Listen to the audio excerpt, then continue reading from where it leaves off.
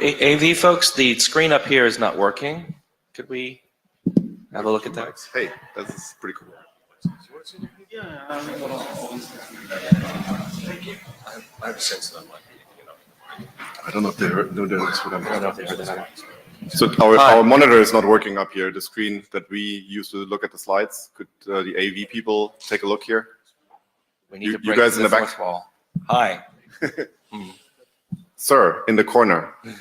Oh, wait. Thanks, Benoit.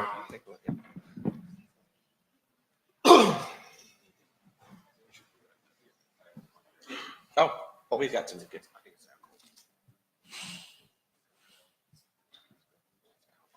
All right, let's optimistically assume that turning on the power fixed it. Yes. Thank you. We could have never figured It was that out. almost a standard repair procedure, but he didn't turn it off first. He just turned it on.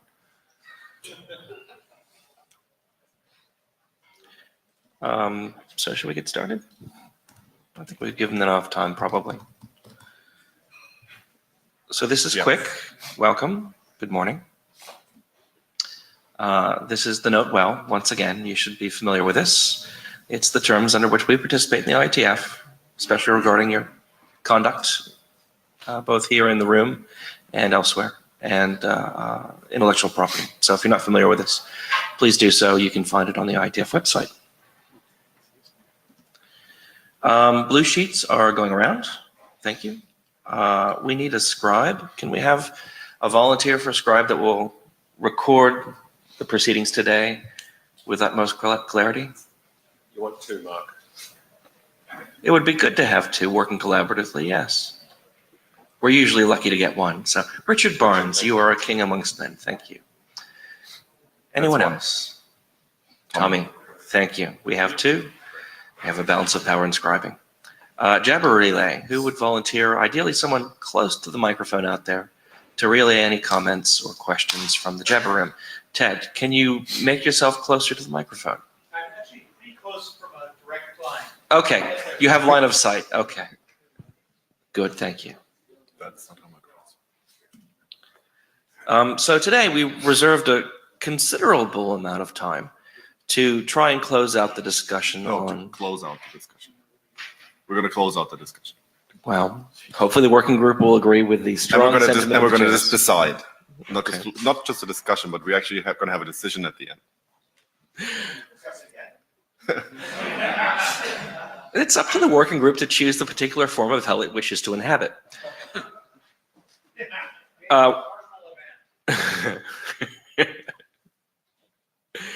That movie was on like 3 nights ago.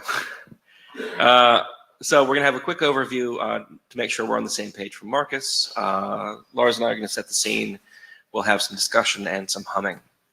And then after that, we need to reserve some time to talk about the future of the working group, how we're going to work together moving forward. And after that, we're going to use all the extra time we're gaining by this discussion being short for the if time permits stuff on the agenda that we didn't get to yesterday. Exactly. And I am hopeful that we will have time to do that.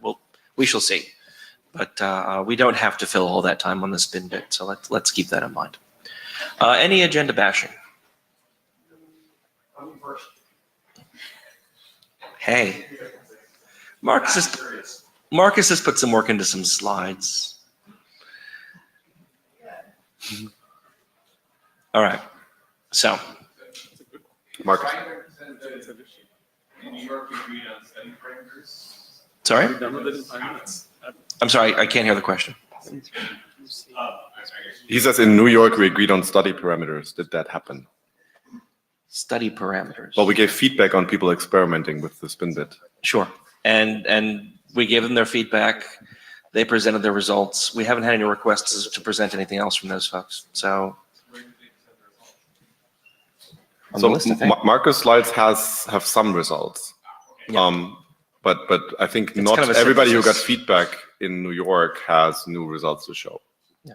But my assumption would be that Marcus at least has taken that feedback into account. Yeah.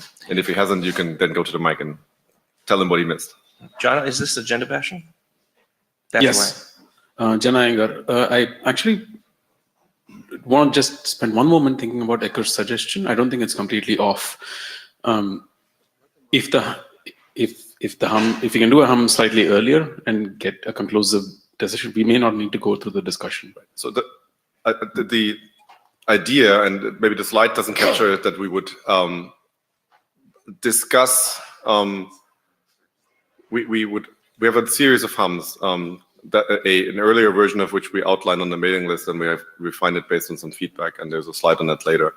So the idea is that we would ask for clarification questions on the particular thing we're going to hum on only. Do a hum. If that hum is inconclusive, have a discussion, try to figure out why is it inconclusive. Right. And if it's conclusive, we just move on to the next one. Discussion there does not denote fill the mic lines for an hour. We want to try and avoid that if we can. So I know people are eager to get this closed out, even chairs, yeah. But we need to make sure that we follow the process here and let everyone have their say. So with that, Marcus, you want to come on up and I'll get your slides going.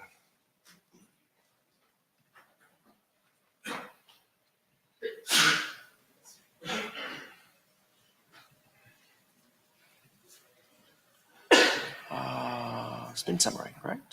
I would guess so.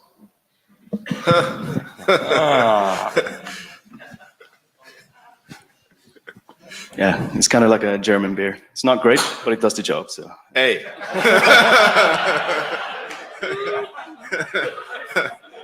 We're sorry, we're out of time, Marcus. Okay, I'm Marcus Ilar. I'm going to do a short summary of the work that's been done so far.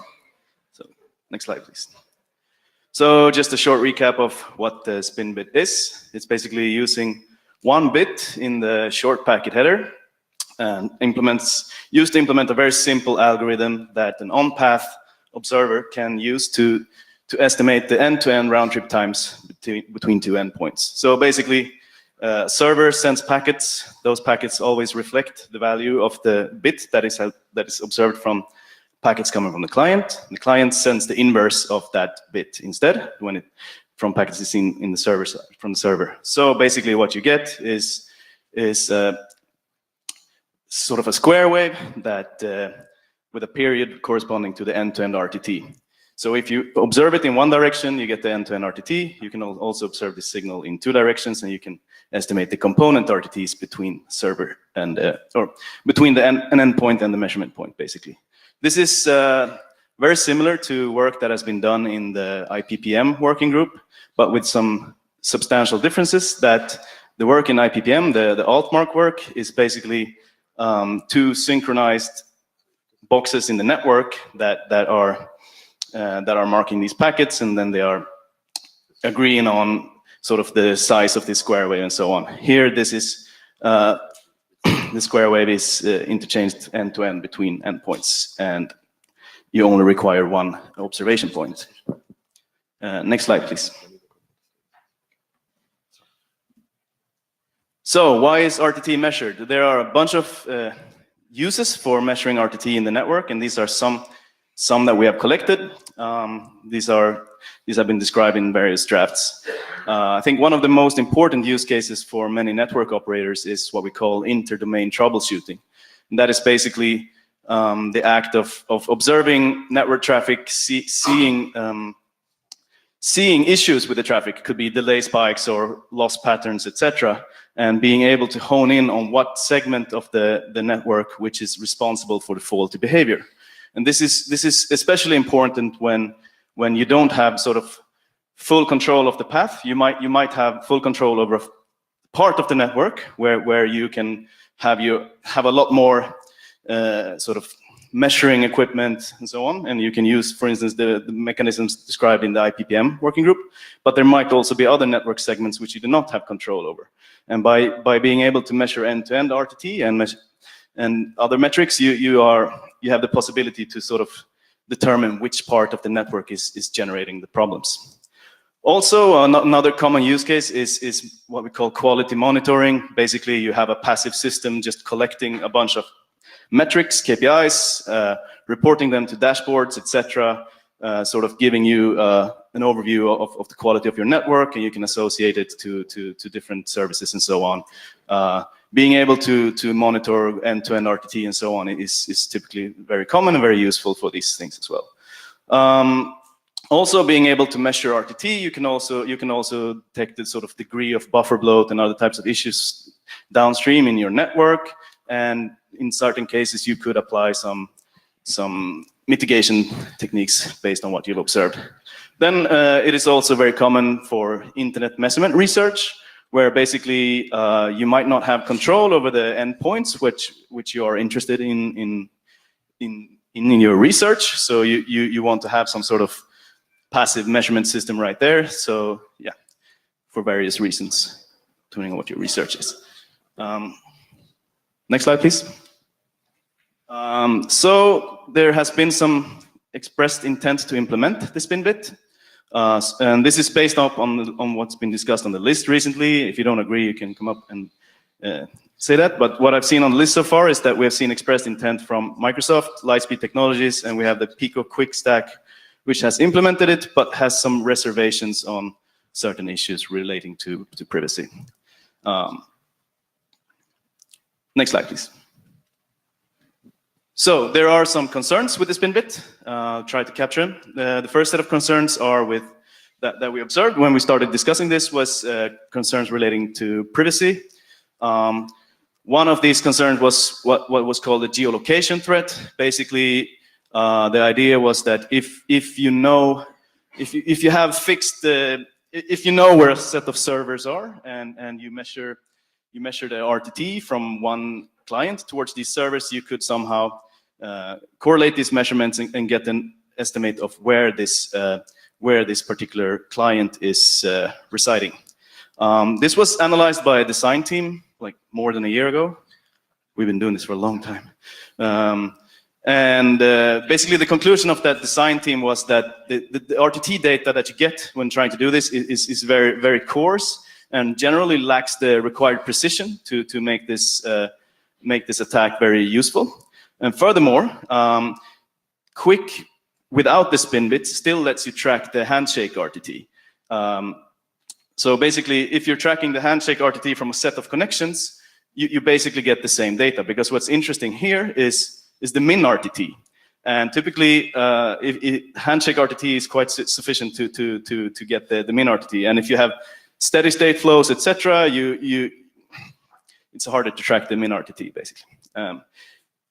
So selectively opting out of spinning is another issue. So basically, if you for some reason, if all clients or if all sets of endpoints are spinning and you for some reason do not want to spin, then if you opt out of this, you sort of expose yourself as somebody doing something special.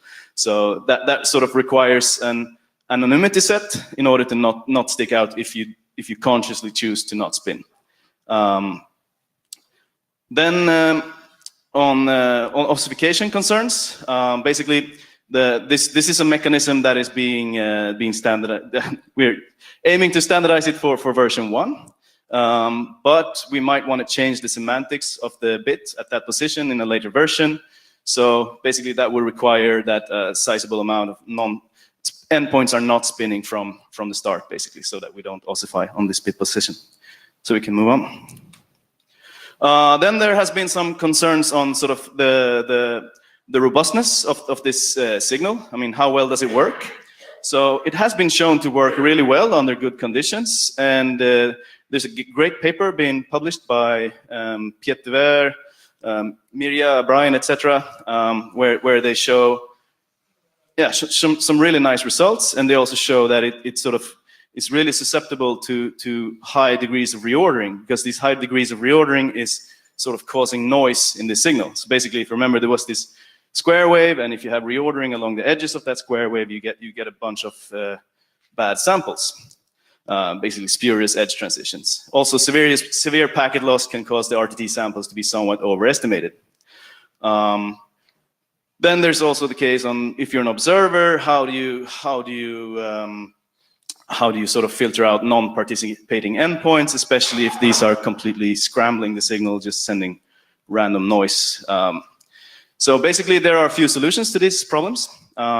What is being proposed in this paper is something called the valid edge counter. That one allows for very precise but potentially low frequency sampling.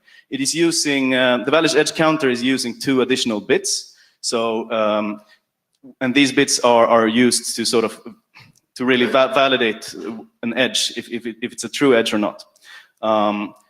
So the problem is, of course, that it requires more bit real estate, and it can reject a lot of samples, and while the samples you get are very precise, they might not be frequent enough. Then the work I've been doing is on what I call like non-explicit edge validation, and then you can sort of use two different ways of looking at it, using simple heuristics or using what I call reverse path validation. So depending on how you observe the spin bit signal, you can either observe it in just one single direction, sort of unidirectional observation, and that is sufficient to give you end-to-end RTT data, because just observing the square wave, you get the end-to-end RTT. The problem you get there is if you have reordering along the edges of that square wave, you need some form of heuristics to sort of filter those out. Those heuristics can be sort of anything, depending on the level of knowledge you have of expected RTTs in your network and so on. So at the IETF102, I implemented a simple heuristic scheme at the hackathon, where basically I was counting packets per spin state, and then only accepting edges that were at least a fraction of the size of the previous state, basically. And that was a pretty useful heuristic. It could filter out most of the reordering problems, but it's a quite, it only works under certain conditions. So, but if you have a bidirectional observation point, you can use some more input to edge validation, and that is basically utilizing the fact that the spin bit is really a reflection of an exchange of packets between the server and the client. So you can use very simple rules saying that if I observe a spin transition in one direction, say from server towards client, I know that the next spin transition must come in the other direction, from the client towards the server. Otherwise, it's an invalid edge. So if I see 2 edges in a row in one direction, I can simply reject the second one. Super simple heuristic, and of course you can use more advanced heuristics to filter things out. But this second, what I call reverse path validation, is what I've based some measurements on to see how robust the signal gets with this very simple heuristic. So I've just made a simple measurement framework where I have a quick server, quick client, passive middle box, where I measure full end-to-end RTT, both from the signal that originates from the server, but also from the client. Then I also measure the component RTTs, that is the RTT between the server and the mailbox, and the server and the mailbox and the client. So all of these are then running on VMs in the same system, so they have synchronized clocks, so I can show some nice data over time. Yeah, I can show some results in the next slide. So basically, here we have a link where there is 5% random packet loss. The loss is sort of, the loss distribution is, there's a loss correlation of 30%. And here I'm doing these bidirectional measurements and using edge validation. So what we see in the upper graph is the end-to-end RTT. People can't read the labels. We need to tell them what the colors are at the foot of the lines. Okay, Your so fonts are pretty small. okay, I try to increase this. All right. Can you read it from here? Yeah. So we have orange, and you don't see the blue much, but it's orange and blue in the top graph. That is the end-to-end RTT measured. So the blue is measured on the path in the direction from client to server. Orange is end-to-end RTT measured in the direction server to client. And then we have green and red, which is the component RTT, which is sort of the RTT between the measurement point and the server and between the measurement point and the client. The graph below is the same, that is RTT measured by the server. So what I'm comparing against here is what I sort of call the state of the art of RTT measurements, because that is sort of, yeah, the server would have the best information. So what we see here basically is what I want to show is that on the left figure here, we see that over time it seems like the spin bit RTT measurement is similar to the server-based measurements. We see that there are a bunch of delay spikes happening here and there, and they seem to be captured both by the server and the spin bit observer. We do see, if you look at the sort of the statistical distribution of RTTs, we see that there is a slight overestimation of the RTT based on the spin bit signal. That can be due to a bunch of factors. I'm still hypothesizing a little bit about it, but I think one of these factors could be that the RTT measured by the server, it compensates for, or it removes any sort of delay. If there's any sort of delay in generating the ACK, that is removed from the RTT estimates, because that is information that is signaled in a quick ACK. But that information is not available to the spin bit observer. So that could be one reason for seeing these differences. And then of course the loss itself can also generate sort of that the edges get a little bit blurry, because if you have loss along the edges, it might take longer time to actually detect an edge. Marcus, quick question. Also, overestimation is not necessarily a problem, because a management system would react to an increase in delay as a signal of something bad happening. Yes. And so reacting earlier in some sense is actually the thing you want, right? Exactly. You don't want underestimation. Exactly. You don't want underestimation, and that is what we try to filter out when applying these heuristics. And we see here that also the overestimation is not that large, but it is there. Then we can go to the next slide, where similar measurement in slightly worse conditions, where 10% of packets are randomly reordered. So they are either sent, they are either delayed by 5 milliseconds or sent immediately at the point of reordering. And there's a 10% random chance that happens. We see that a lot more stuff is happening in these graphs. Basically, this caused the sender to do a bunch of it's a bunch of spurious loss detection going on and a bunch of congestion window reductions. So we also see that we get both of these graphs, the ones on the previous slide and this one, is the same amount of data, but we see that we have a lot more samples here, and that is basically because I guess the throughput went much lower, so we got a bunch more RTT samples basically. But again, we see that over time the spin bit is able to track the same delay spikes that is happening. It seems to be tracking pretty nicely. We also see the statistical distribution. We see the same phenomena here, that it tracks the behavior correctly, but there is some sort of slight overestimation of the RTT. And here with the reordering case, it is important because without this edge validation, we would have RTTs. If, the most naive observer would have observed a bunch of RTTs which were a lot lower than the sort of base RTT. And then in these particular examples, the base RTT is 40 milliseconds. So again, we see that with very, very simple heuristics, which can be, of course, improved upon a lot if you're serious about doing measurements in this way. We get the results that are absolutely good enough for the purpose. And I think for me that was important insight, because that basically means we do not require additional bits to make this signal robust. And yeah, that was basically it. That was the summary. Any questions or clarification questions on only this? clarification questions, please, at this point. All right, you were clear. Thank you. Thank you, Marcus. That was very helpful. Okay. All right. What are you thinking, Mark? What am I thinking? What are you thinking, Lars? So we've talked about this for a while. I think Lars expressed an ardent desire to close this discussion out.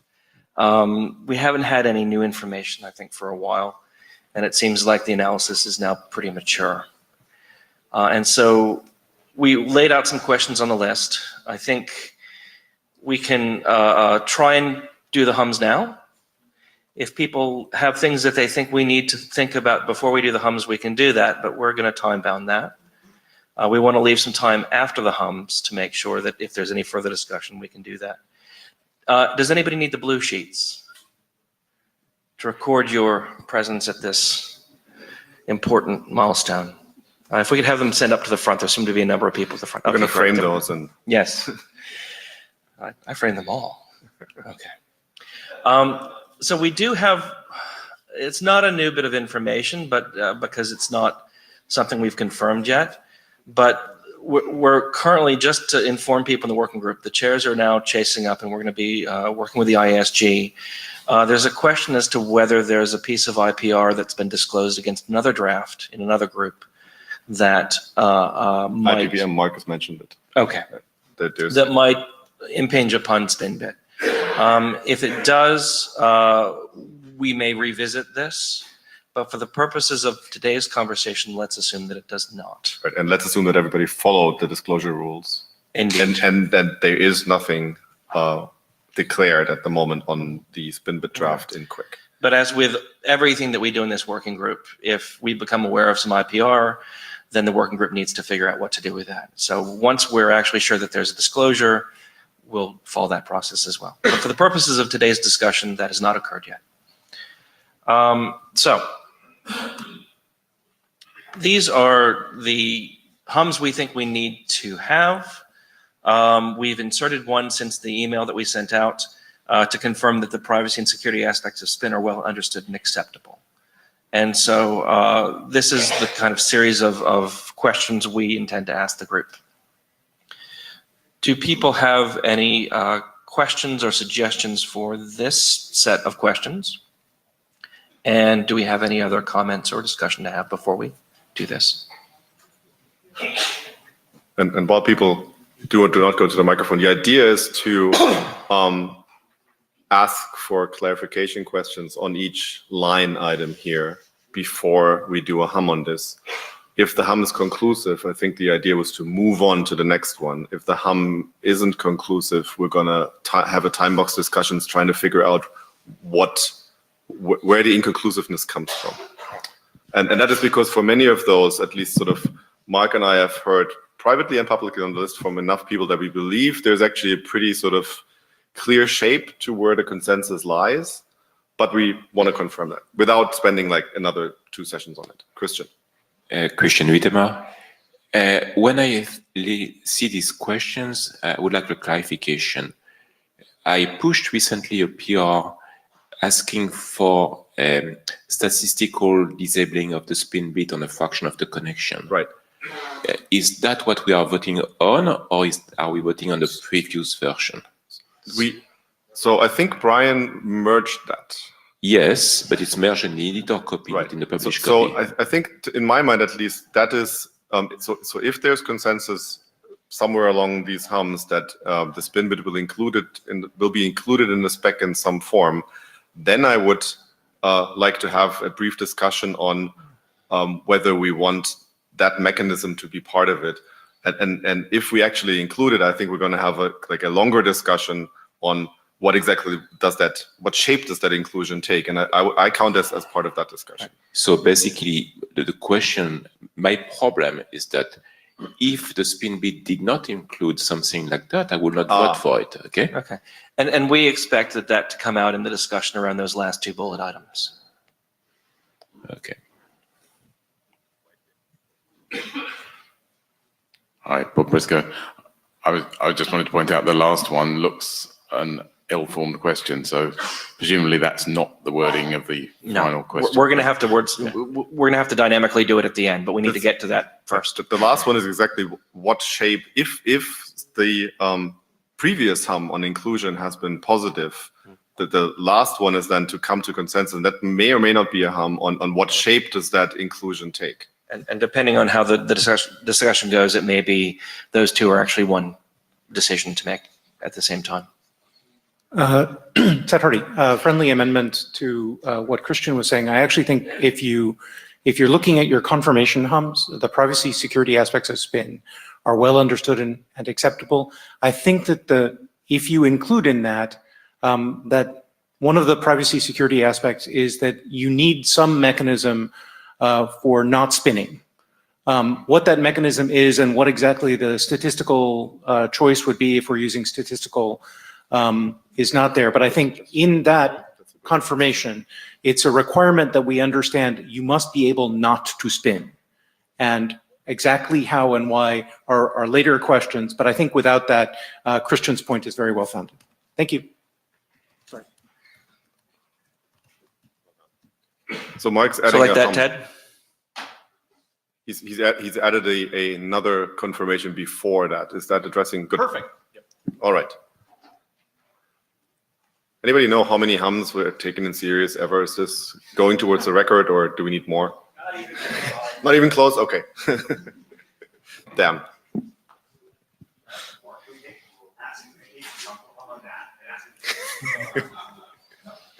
Hum inception, yes. Right. Hi there, this is Daniel Kahn-Gilmore. So I do note that while there was a reference in the earlier slides to ossification concerns, there's nothing here about the ossification risks being well understood and acceptable. I don't know if we're trying to get as many hums as possible, you might want to add that. But I'm not sure if we're doing What should I have for breakfast tomorrow? sorry. So the reason that I raise this is because I am not convinced that we understand what the ossification risks of this are. Would it be okay to slot that into a third item in that hum, or do you think it should be separate? I'm just observing that in the review that we just had that mentioned ossification, it didn't actually go into the details of the kinds of risks of like different kinds of flow that might be prioritized for. So Now it wraps. all right, okay. Yeah, that's not helping. Specifically the white on yellow part. It's great. Subodh, I'm wondering whether, to add to the ossification concern, I don't know whether it was analyzed like what the differential treatment concern would be. For instance, this is kind of related to Ted's point about you must be able to not spin, but what happens if you don't spin? Like, how would operators treat your traffic differently if you don't spin versus if you do spin? Is that part of fit for purpose? We're setting up. Factor that into your other decisions. This is Richard Barnes. I think I'm one of the few people who's relatively new to this discussion. Welcome, Richard. Thanks. Trying to reflect it well in the notes. It seems a little odd to me to have acceptable in the confirmation question here, because it is given that we seem to have made this distinction between confirming we all have the same understanding and then making value judgments based on that understanding. So I think it would make sense to me to kind of punt the acceptable question there to the consensus questions. To the degree it needs to be addressed separately at all. I think it would be good to confirm understanding that we all agree that this is well understood, and then make decisions as to whether it's acceptable as part of the consensus call. Okay, fair enough. Thanks. And then you can increase font size again. I know, it's awesome. This is awesome, huh? Thanks for looking out for me there, Richard. There we go. Spencer Dawkins, as a individual participant in these discussions, should it worry me that we're talking about whether a sufficient analysis has been done, given that knowing that you haven't found any privacy concerns yet is not the same as knowing that there aren't any? Because so what I'm kind of wondering is, yes, if the answer is yes, we win, or whatever the definition of win is, and we know what the working group thinks. If concerns are identified in the future that haven't been thought of yet, does the working group know what the plan is at that point? So I think that kind of is a good articulation of why we included an acceptable in there. Okay. And hopefully that will weigh on everyone's judgment. To be honest, you could ask the same question about any aspect of the protocol. You know, That's why, like I say, it seemed like this was awfully black and white for any security or privacy related discussion I've heard in the last 5 years. So I just wanted to make sure that I understood what was going on. There has been a pretty deep privacy analysis of this as part of the design team, and so we feel reasonably confident that was exhaustive. But if new things are found that are concerning, that would change that analysis, those can certainly be raised, right? And then we deal with it. But at the moment, we're going based on the information we have, and that is that a pretty deep security and privacy analysis was done, and hasn't found anything that caused the working group to stop the discussion so far. Yeah, and I was actually paying attention to that part of the conversation as well. So I appreciate the work that's been done up to this point. Like I say, I just wanted to make sure I understood what the parachute looked like if the answer was, oh, and there was this other thing we didn't think of yet, although we thought about it for months. Right. I think part of the answer to that goes into what we just previously discussed, which is it must be possible not to spin. So. Repeating, speaking as an individual participant. Queues are drained. The queues are drained. We should have reordering in the queues. No, Christian. Oh, too late. Look behind you. Oh. No, he's okay. Oh, so we lost Christian. Let's do first hum, right? First Which is the decision, or confirm our understanding that the decision and also the discussion on the further line items is limited to the single bit spin variant that's described in the current working group draft. Okay. So no, I think this is reported. If we everything we have consensus on, when we don't hit consensus, we're going to discuss then or something. Like, what's the plan here? So the plan is there's interest by some people to discuss multi-bit schemes. Okay. And we want to confirm that we are limiting the discussion and decision on any of the further ones to the single bit scheme that Marcus presented and that's described in Brian's draft. Okay, I guess I'm just trying to understand what the process is here. Like, if we get clear consensus on each of these, like, we're done. Right. So if the hum for whether we discussing the single bit spin bit or not is inconclusive, we need to figure out why people think we are still discussing multi-bit schemes. We're confirming what we think we already know. Okay. Yes. So I'm channeling Antoine Ferrieux from Orange, who's been advocating for several spin bits, and I'm repeating his argument. There have been two arguments for several spin bits. The two teams, the work of Miria and Brian with the VEC bits, and the work of the Orange guys who are basically using additional bits to detect losses. Correct.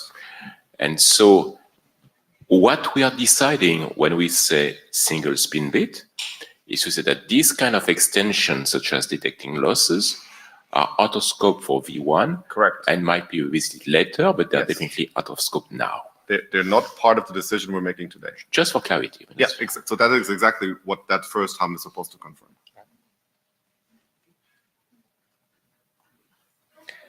Anyone else? I'm tempted to apologize to the first-time IETF attendees in the room, but we'll move on. We're going to ask two hums first. Those who believe that this decision will and should be limited to the single bit variant, hum now. Melodious. And those who believe the decision should not be limited to the single bit variant, please hum now. Good. Strong agreement. Whew. All right. It gets better. It's okay. Excellent. So the second item. Good job, guys. The spin bit is fit for purpose. We saw Marcus's presentation. We've seen a variety of research from folks like Brian and others, and they believe that it is fit for purpose. we'd like to confirm that now. Meaning, Makes sense? if sufficient bits are spinning in the network, an operator could learn the information they need to learn to manage their network in similar ways than they're managing it now. If there's any disagreement. So, Martin Thompson, I believe that the precise number of bits that are spinning that would be sufficient is not known. Yes, but there is some number. Less than 100%. I think there's somewhere between the sort of maybe the 5% that might have declared it and 100% that will work. And Correct. I think Brian has suggested on the list that even just one implementation would be enough in his estimation. And correct. so- We discussed it in New York, and there is belief that a small fraction of % of traffic would roughly be enough. Right. And later on, we're going to confirm the intent to implement and deploy to gather that information. Well, yes, I guess the point that was made off mic was that number 5 would speak to that. I don't think that's quite what I was saying. That it's really down to the rates at which people decide to do this heuristically, and the number of people who would even consider doing it out of the whole. And I've been convinced that there's enough there. Okay, thanks. Bob. Just to help the chairs here, I think you should clarify that it's fit for the purpose of the proponents. In other words, you're not saying you don't agree with the purpose. You're saying it's fit for the purpose of the proponents. It exposes the end-to-end and component RTTs in a way that is usable for network management. Let's put it that way. Igor. Right, Igor Lubashev, so yeah, I would just here to clarify what fit for purpose means, because I think initially it was stated it provides everything that an operator needs. No. Obviously, Orange thinks that they need something else too, but okay, so we're just focusing on solely fit for purpose of RTT estimate. Okay. Do you believe it provides anything else? Don't ask open-ended questions. Maybe, but that doesn't matter, right? The purpose is only RTT estimate.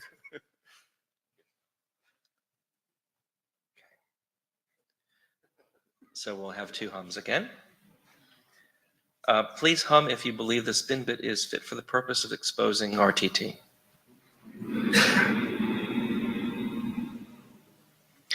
And please hum if you disagree with that assertion. Again. All right, confirmed. Thank you.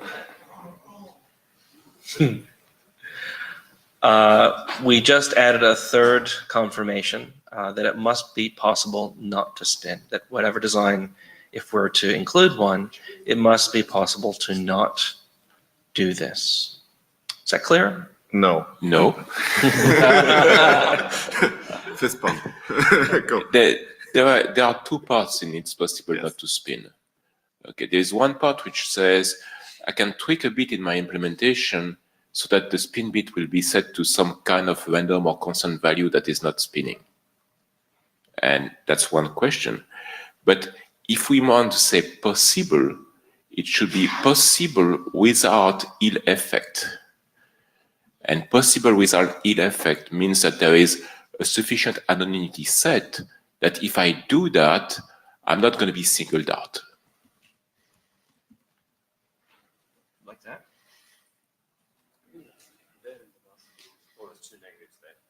Okay. Well, without getting whacked will be. Okay. So quickly before Ted speaking, I want to insert something so as a clarification question that I have, are we only, so since we just added this, are we only talking about the possibility for clients to not spin, or are we also talking about the possibility for servers to not echo? Servers, Christian says, both. Some people think, okay, both. Sure. The use case that justified this particular thing is about servers more than clients, or it's typically about clients accessing a hidden server. So it's definitely there's a server component. So are you saying it's server only, meaning No, it must be possible? both. Both. Okay, both. Good. So I would propose to rephrase it as do not opt out of spinning and echoing, just to make it clear that we're including opting out for both parties. Since it fits in one line, All right, great. Ted Hardy, as Jabber relay, I just wanted to note that there were several hums for fit for purpose in the Jabber thing. Excellent. Thank you. Martin. I want to point out that there's the peer-to-peer use case, and in this use case, there's no clear distinction between client and server. So it must be possible to unilaterally opt out of spinning for each side. Okay, and I think they'll be including this now in the bullet. Sanjay Mishra.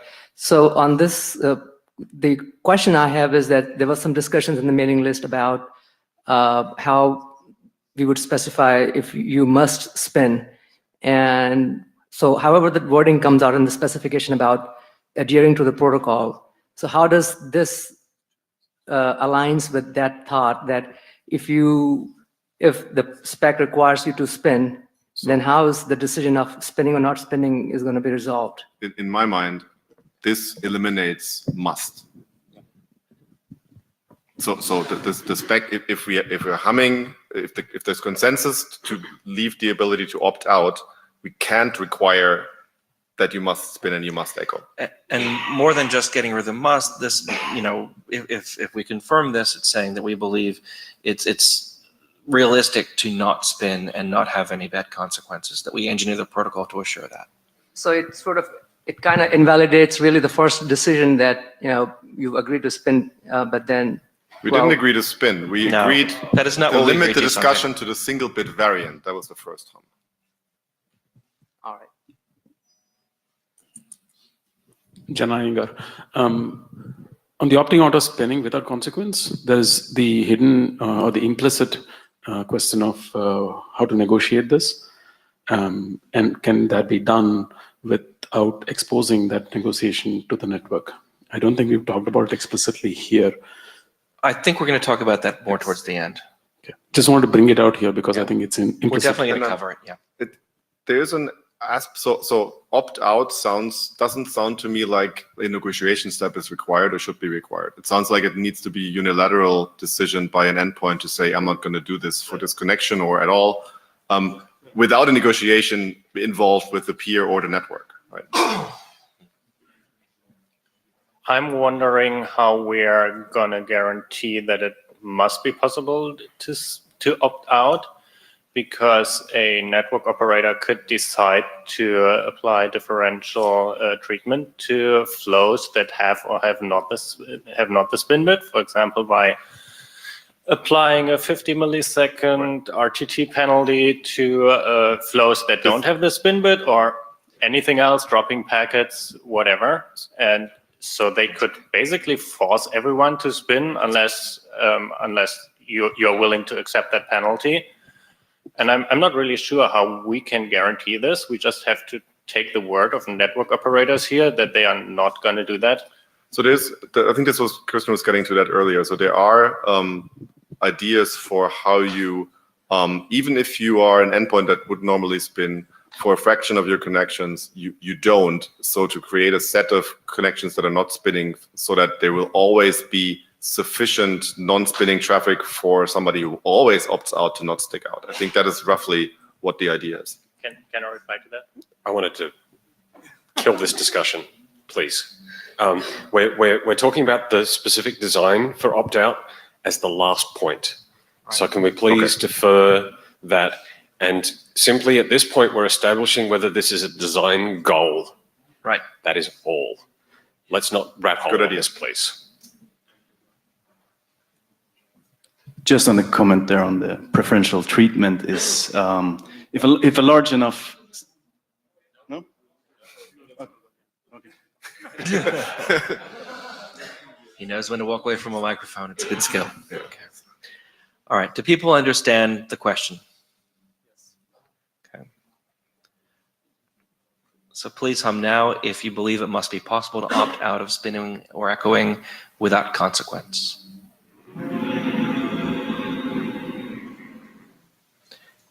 And please hum now if you disagree with that assertion. Again, Man, excellent. You know, it turns out we agree with each other. This is a good thing. Home run after home run.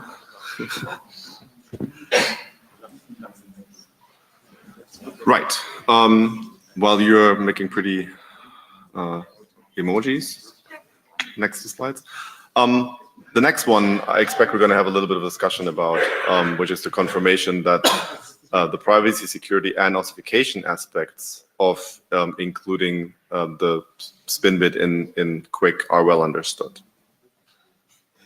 And part of this is the output of the design team, or part of that relates to the output of the design team that was done a year ago almost. Yeah, it's a while now.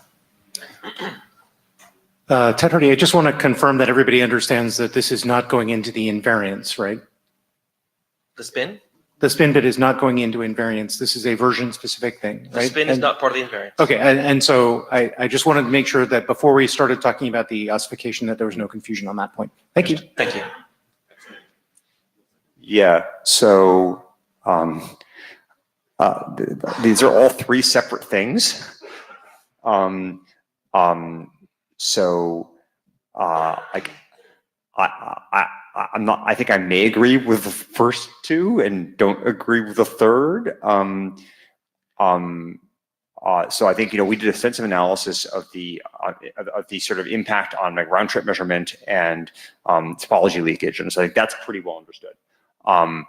I think we don't understand the ossification thing. The security thing, I think, is also fine. If a security is like narrowly like constrained to be like, the ComSec guarantees we ordinarily try to provide with QUIC. I know I'd raised concerns about timing analysis, but I think those have been resolved. It's not, I don't think we all understand the ossification aspect, nor do we understand this point that Martin just raised about whether it's in fact possible to opt not to spin without negative adverse network consequence of the network operator. And so if with those reservations, I'm like happy to hum for this, but without those reservations, I'm much less comfortable. Mia Kühlerin. So I think there has been more privacy, security, as well as ossification analysis for this one bit than for any other bit in QUIC. And my question is this question about, do we understand well all those things that we already discussed for this bit, or is this also, is a question, are you concerned that there might be any other unknown risk that might also exist for all the other parts of QUIC that we didn't understand? In my More mind, the first, I think. Yeah, so typically when you do a hum, you get people to go to microphone after and says, I couldn't hum because I didn't know this, right? And we want to basically confirm that people believe they have the information they need in order to, in the end, hum about whether it should be included or not. And confirming specifically this line item, because it has been discussed very broadly, is what we want to do, right? Whether people feel that the information that was presented on privacy, security, and notification is sufficient for them to make an informed decision about including it. Kazuhoku, I just wanted to point out that for the ossification concern, I think we have done plenty of analysis regarding where the client or server just zeroes out the bit or just randomizes the bit, but I think we haven't discussed about about the clients or the servers sending a particular signal using that bit. For example, if an endpoint sends a count of losses using this bit, then it could be misinterpreted as a spin bit, for example. I don't think we have done analysis on that kind of thing. I mean, using the bit for another purpose. Cullen Jennings, I don't really think these aspects are understood of any of our protocols that are already RFCs. So ignoring that detail, would the chairs be willing to change the question to be the privacy, security, ossification aspects, that you have enough information about those to make a decision today on the questions that come later? Because I think that's really the heart of what you're getting at. Thank you, Colin. I think that's helpful.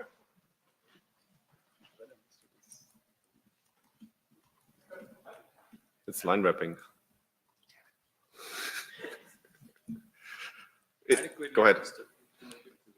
So regarding the privacy aspects of the spin bit, there's been an analysis of the geolocation aspects of that, but it didn't include the the case of VPNs, and it didn't include the aspect of NATs.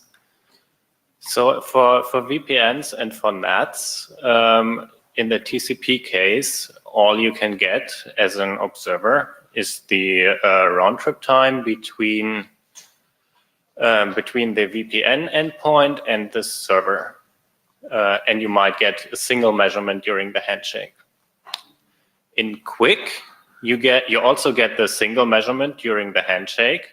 But if we expose the spin bit, we are also exposing the whole RTT, meaning the RTT between the client and the server.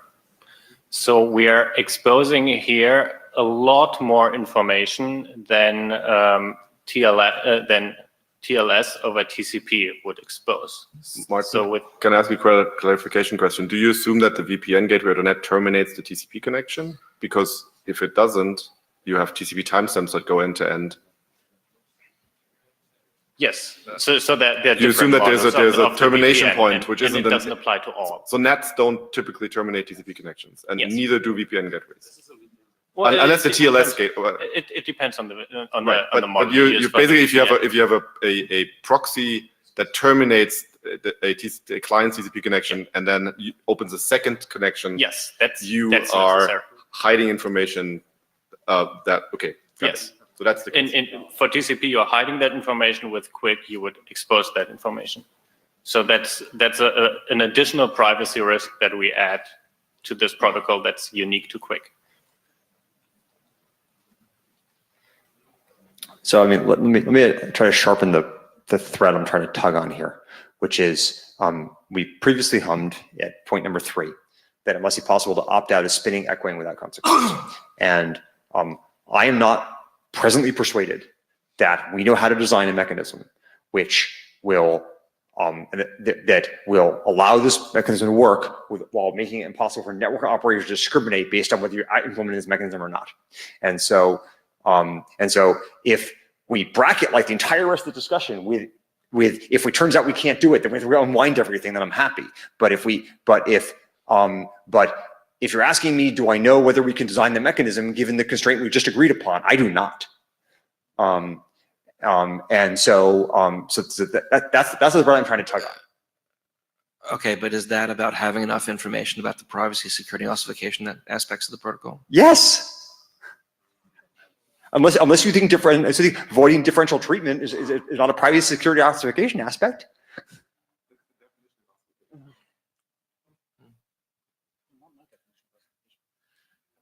Ted Hardy, I wanted to comment on the concern that Martin raised about the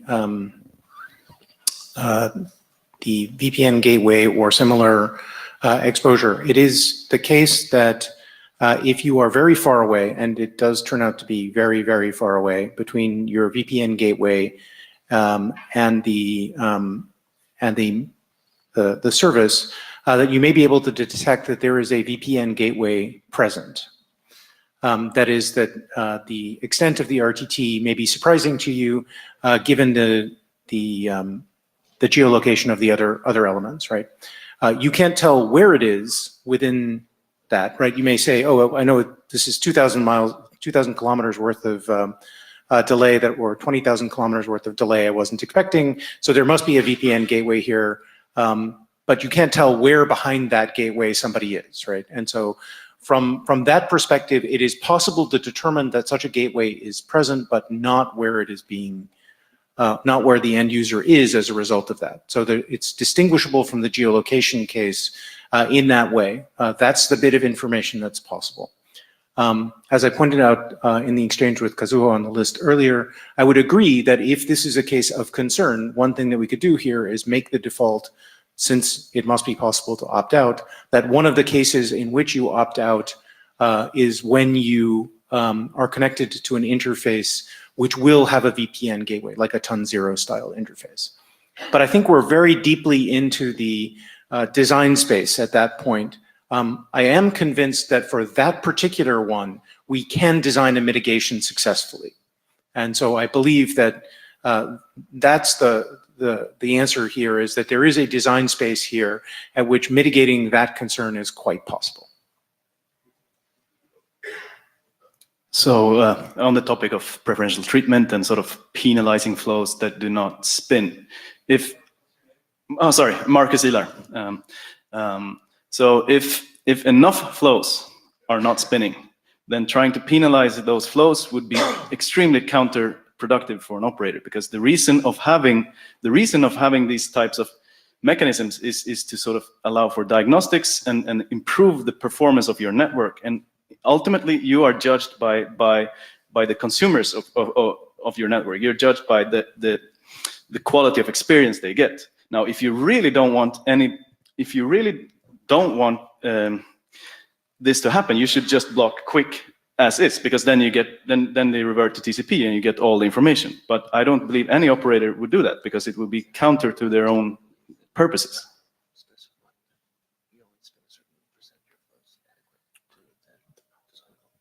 Jana Iyengar,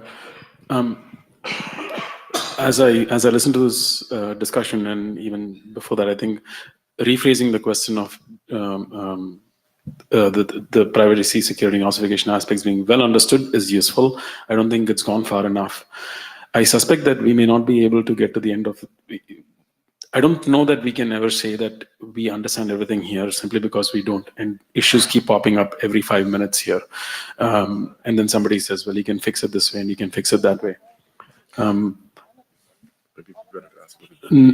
So in terms of the VPN one, yes, but it was very recently discussed. 5 minutes was an exaggeration, but call it 1 week. It's not that old. But the point is that we haven't spent, come to the mic. Come to the mic, Christian. Yes, it was, yes, fair enough. Okay, 2 months. Oh no, 1 month, sorry. My God. My point here is that there might be more issues that come up in the future. And I want to be clear that we can still make a decision on this. We don't need to have complete information before we make a decision on this for now. If you're going to wait until we have complete information on this, we're not getting this done in quick V1. So this is incomplete. I expect it will remain incomplete. I don't think we should have any, I certainly don't expect to know everything about what can happen, what other issues can come up, even in the near future, even in the next month. Something that comes up and says, hey, okay, this spin bit is going to expose this other bit of information that is even more critical. It's possible. I just don't know it yet, because I don't think that we have enough experience in this space. And I'm going to make my decision with that in mind. Yeah, Bob Briscoe, just on Jana's point, security is a dogfight. Ossification is a dogfight. It's always going to go on. Someone's going to get ahead one time, then the other one's going to get ahead. There's going to be new strategies. And I think it's just right to say we have enough at this time. And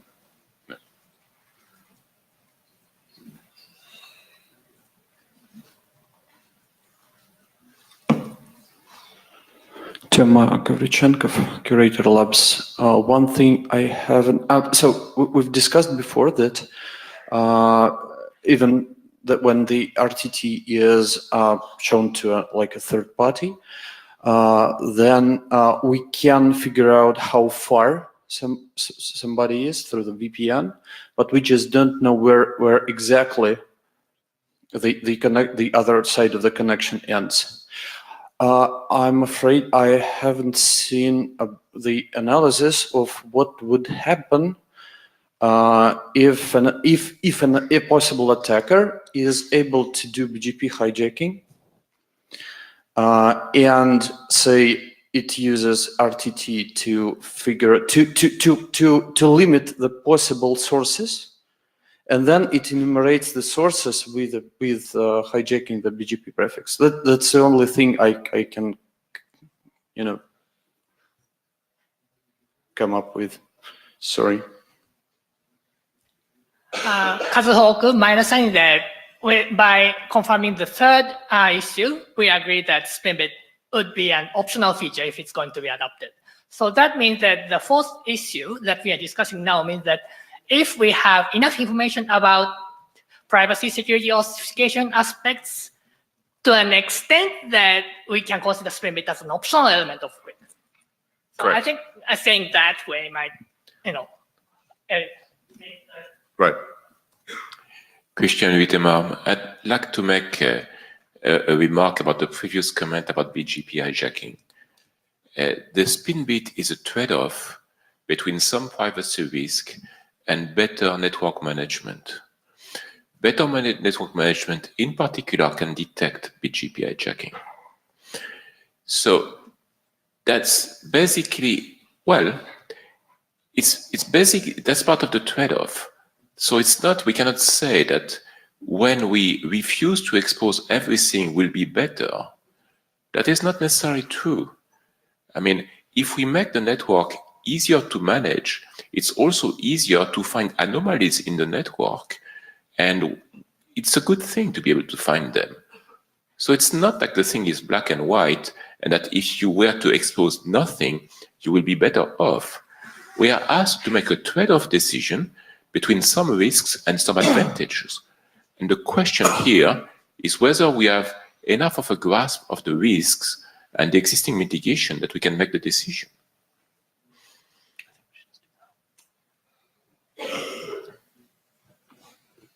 You're the master, go for it. Thank you very much. So I think we'll go ahead and do the hum and see where we sit. So please hum now if you believe we have enough information about privacy, security, and ossification aspects of spin to make this decision.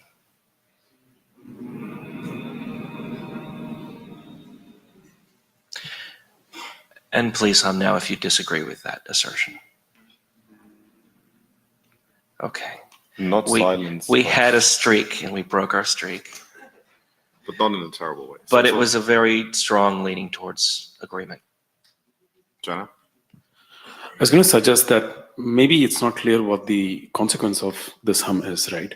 So there are two possible consequences. We don't have enough information, so we go poke and get more information. The reason for the hum was to make sure that we don't have people saying, I couldn't hum because I didn't understand this.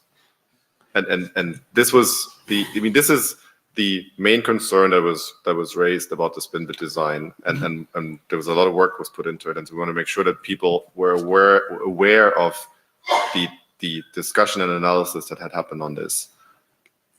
I don't think that's the hum you're getting. I mean, if what you want to ask is, do people understand the analysis that has happened so far? That's a very different question than the one on the screen. Do people believe they have enough information for themselves along, the privacy, security, and ossification aspects that they believe they can make an informed decision on whether or not we are going to include this spin bit? So, and I want to make an important caveat to that. We still need to agree on a particular formulation, right, which we're going to get to. And I suppose the question is, do we have enough information to get to that formulation today? Or do we need to go and do more research? So that's the question I'm asking. Are we actually considering taking this back and doing more privacy, ossification, and security research if the working group says we don't have enough information? Right. I don't think that's where we should go. And so my question to the people who hummed in the negative just now is, come to the mic and tell us if you think that more time is going to help. So Martin Thompson, the whole point of this little dance that we're doing here is so that we can get to the final question. Yes. Can we get to the final question, please? Fluffy, you need to get the cue. Can you please clarify the consensus from that hum as chairs, because you never did, and it's confusing everybody in the room and the lineup. That's what we need first of all. So what was the consensus of that hum? As I said, there was a strong leaning towards the positive, but it was not unanimous. Okay. That's not a consensus call. That's a statement about what he heard. We're getting there. We're listening to people in the queue, Fluffy. This is Martin Duke, F5 Networks. I'm a little, I'm afraid I've lost the plot. You're afraid of what? That I've lost the plot. So there was a handshake, there was a negotiation thing that disappeared from this slide a minute ago. Yeah. Does the draft include a negotiation mechanism that is understood to be part of this? Not part of.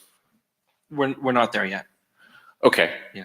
Because what's difficult about this is that I mean, obviously, the design of the negotiation mechanism is going to affect certainly ossification and many of the other things. Right. So if part of the design has not been locked down, how can we understand the implications of the design? We're not asking you to make that decision now. Okay. If you want, we can jump forward to the design and try and lock something down now. But we were trying to, get the lead up to make sure that people walking into the room understood what had happened so far. That seems to be causing confusion, though. I think that's, so to be clear, I hummed in the affirmative, so maybe I'm not that best rep here, but I think that's maybe the source of people's consternation is that they don't understand the entire design because it has not been fully defined. If we skip down to the bit that I've typed in the meantime, I think what we're talking about now is that we'll document that you should or may spin and echo. Mm-hmm. But if you do so, you must opt out some amount of your traffic. That seems to be what we've been discussing today. I believe that does not include negotiating using ALPN or another mechanism. It's just the endpoint makes a decision as to whether it's opting into the protocol or not. Does that make sense? Yes, thank you. Okay. And so if that seems to be the direction we're going in, so if you have an issue with that, we can talk about it. You being a collective you. Sure. I've lost the procedure here a little bit. I was going to just let this hum pass, but since you asked people to come, I'll explain my position, which is I do not presently understand whether or not this proposed design meets the third criterion which you listed above. And it may not, but I don't have enough information right now to assess that. That's the only question. That's the only reason I have the negative. Okay. So how do you believe we can get to that understanding? Huh? Okay. I mean, we have a design that was proposed about 5 minutes ago, and and then no one's done any analysis on whether traffic discrimination is possible. So I don't understand. Ecker, can you slow down? Sure. Yeah. If the requirement is that traffic discrimination based on this not be possible, then we actually need to look at that problem. If the requirement, now we can remove that requirement, but if that's the requirement, we actually need to look at that problem. And we haven't looked at that problem at all.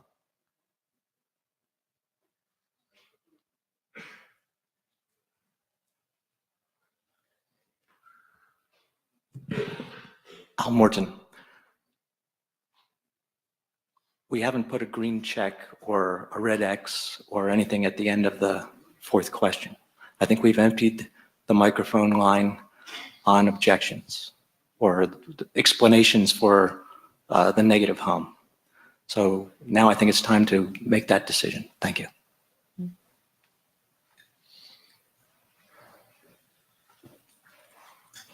Hi, Nick Sullivan. Just one point of question for Ecker.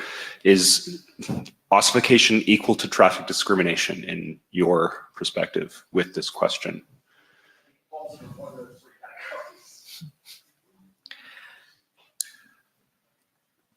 Sorry, this is DKG. So I do think that traffic discrimination is the thing that's going to cause the ossification concerns if they show up.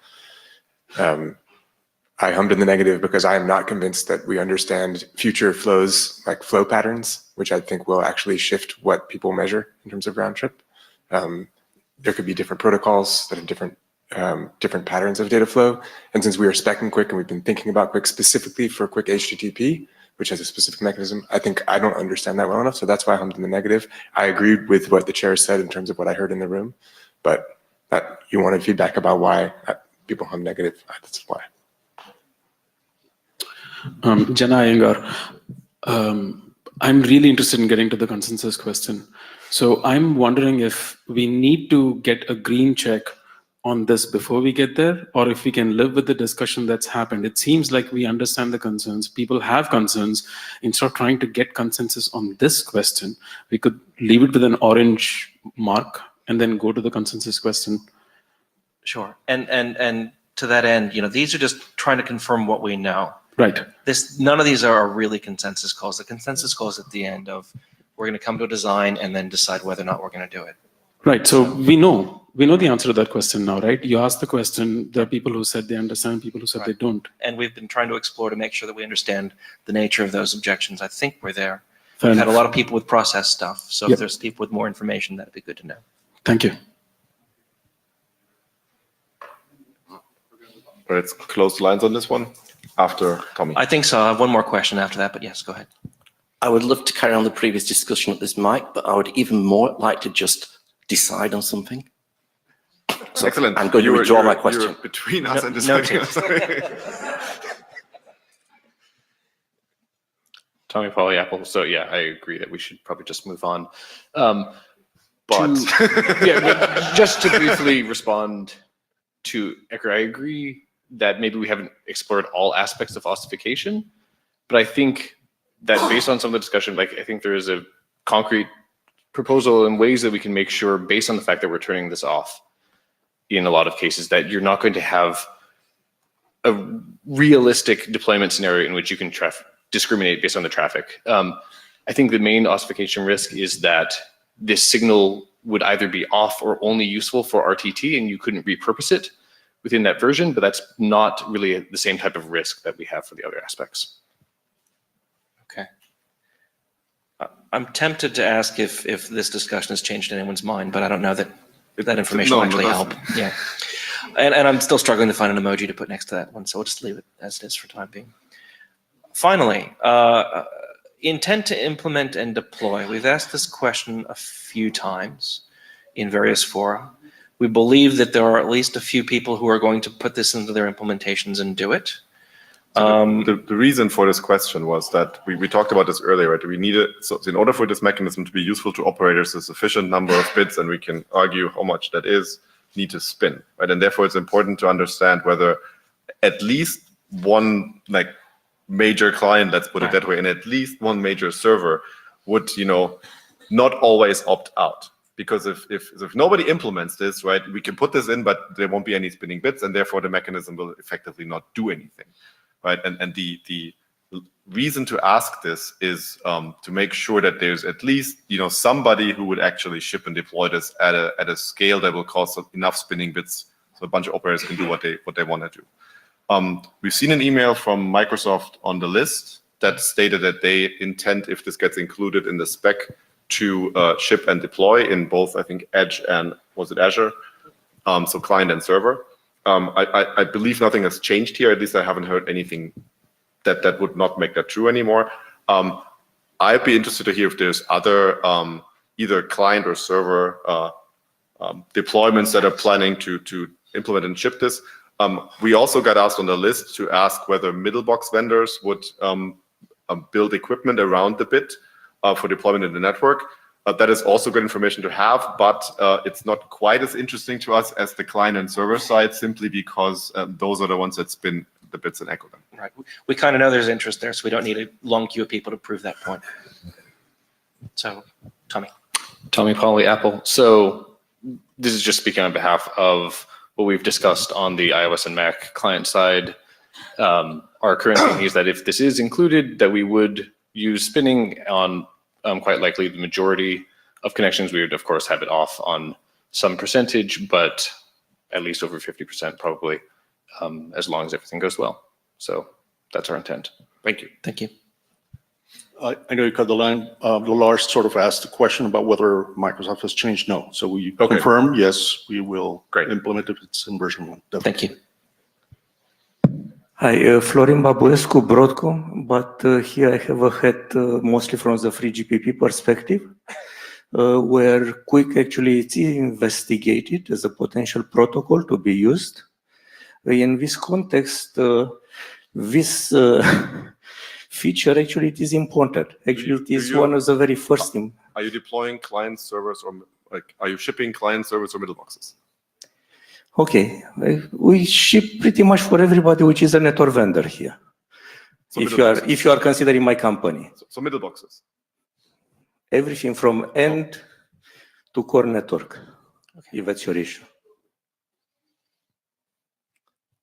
Ian Sweat, Google. I think the current stance is that Chrome will not do this unless something changes, and that Google servers, I I expect we're somewhere in the solid May category. So if, May plus? I am substantially non-committal, but I suspect we'll run an experiment, and if either others can show benefit or otherwise, then we might in the future.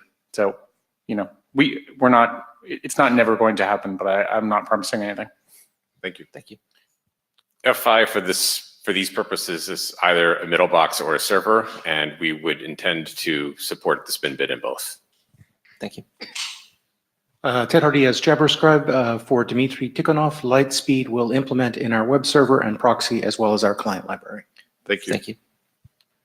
Dan Drutz, AT&T. Since the question is on deployment, we plan to deploy and use if it's implemented by the manufacturers, of course, and supported by the endpoints. Thank you. Thanks. Subodh Iyengar, representing Facebook. We own both the client and the server.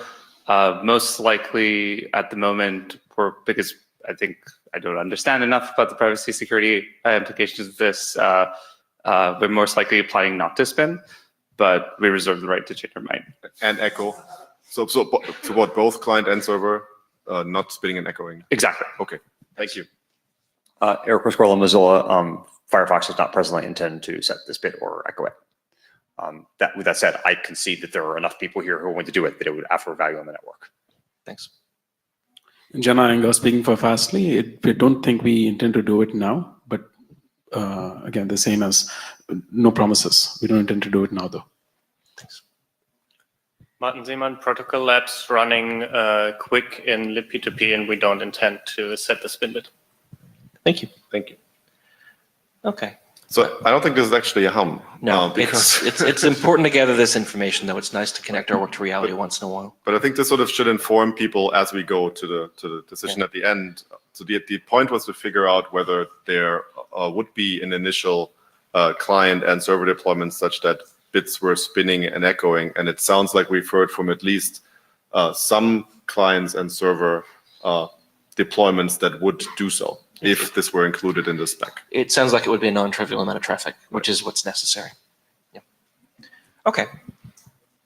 So that takes us back to a purported design, which we kind of sketched out a bit earlier. Does this make sense? Is this fleshed out enough to do a consensus call on? Or do we want to discuss it a bit? I think there's actually, on the some traffic one, there's actually a concrete proposal from Christian that I think Brian merged in the editor's version of the spin bit draft. I think it's an 1/8 or something. I forgot what the exact fraction is, but there are some numbers that are more concrete than this that we can, I don't think it's productive to hash them out here. But if this general approach of opting out something always is sort of what we should do. Right. And we're not here today, I hope, to negotiate the extremely fine details of this. This is going to be an ongoing, we're looking for a direction here and some velocity. And once we get consensus to do it, we'll undoubtedly continue to refine the fine details of it over time. Yeah. If we choose to. So Martin Thompson, I just wanted to say that what you have here is sort of a précis of what's in the email that Brian sent out. And I think what Brian articulated is what we should be talking about. He offered two options. And I'm wondering if we can defer the question now of whether we do the negotiated one or the discretionary one until after we make the sort of top line decision. That's how we had it set up properties. originally. In the discussion, it sounded like some people really wanted a gate on that, but yeah. I suspect that there's some people who may change their mind based on whether it's one or the other. Certainly, that factors a lot into my thinking. But I would rather litigate that after the fact. Okay. We can. Christian Wittema. Yes, we have a spec which is already in the spin bit draft in the final version, in the editor's version.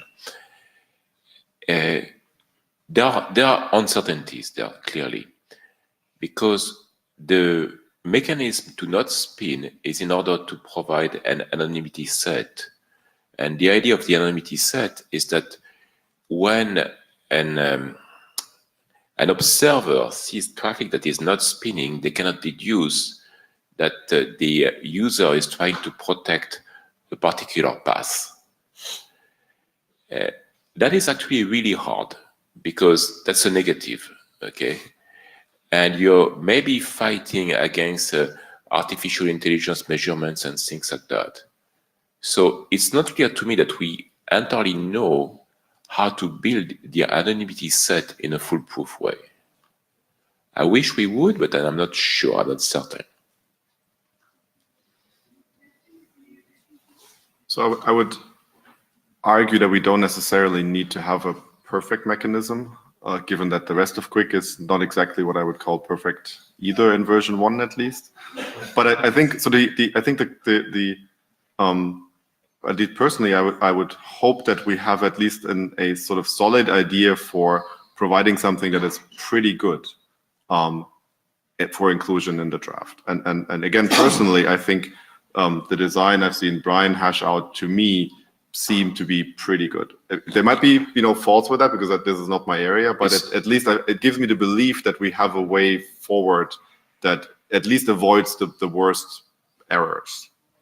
And I believe, Christian Wiedemer again, I believe that we will learn as we progress, but it's clearly something in which we'll have to make progress over time. Right. And at least sort of as a side note, right, it seems like the anonymity set will be pretty large initially. Yes. Given what we heard. Yeah, I mean, if the whole of the Google Chrome does not spin, that gives you a whole lot of cover. That's clear. Okay. For now. All right. All right, let's do it. I think we're in a place where we can go ahead and do a hum for consensus. Well, a lot of tailors out there.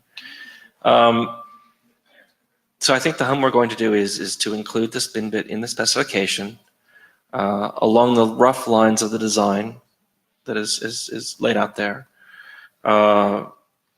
with a number of decisions still to be made regarding negotiation, for example.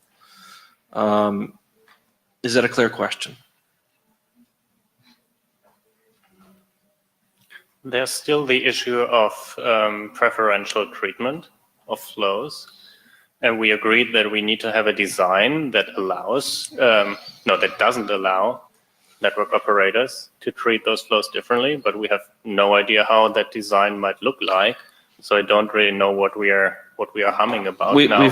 We've heard the assertion a couple of times that this design does achieve that. The wording on that's an assertion, but I'm not convinced that this the wording is on the case. The wording on the third line says that it must be possible to spin echoing without consequence. This is not the same as you just stated, right? So in my mind at least, not spinning and therefore being part of a larger anonymity set protects you from consequences because, as Marcus has pointed out, right, it's an operator cannot penalize half their traffic or 3/4 of their traffic or even 10% of their traffic all the time, right? So the ability to hide an anonymity set is the thing that removes the possibility or limits the possibility for consequences, at least in my mind. Well, I'm not convinced of that argument. Okay. So a network operator... Hum accordingly. Then hum no, right? No, Don't mitigate it. This is a hum no mode. Can I make the argument? All right. So a network operator might very well decide. Who is in line to say, let's just hum? Raise your hands. Okay. Noted, please leave the line.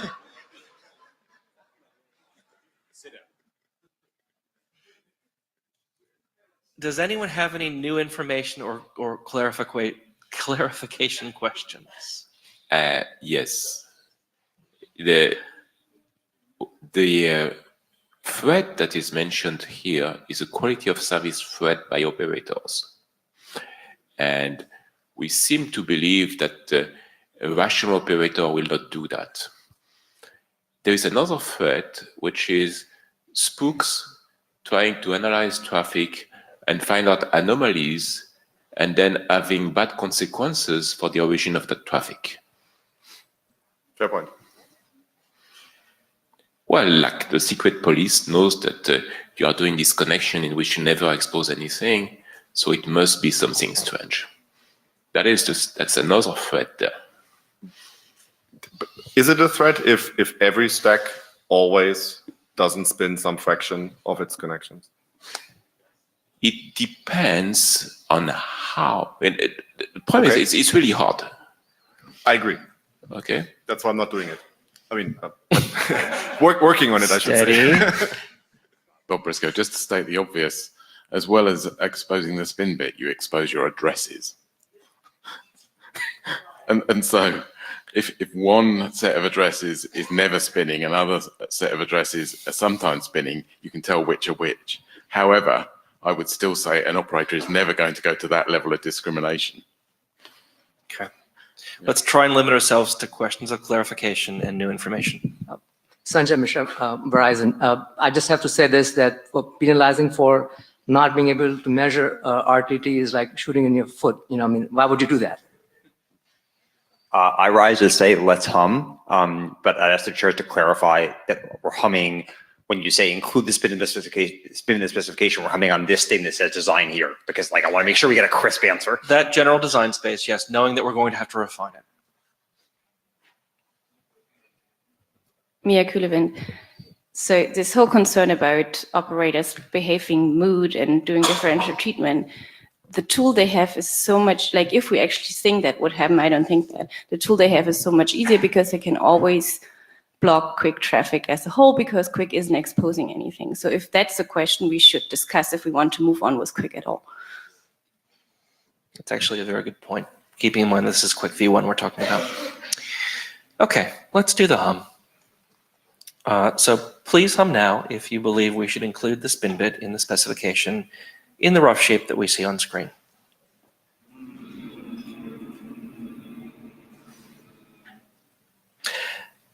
And please hum now if you disagree and you don't believe we should do so.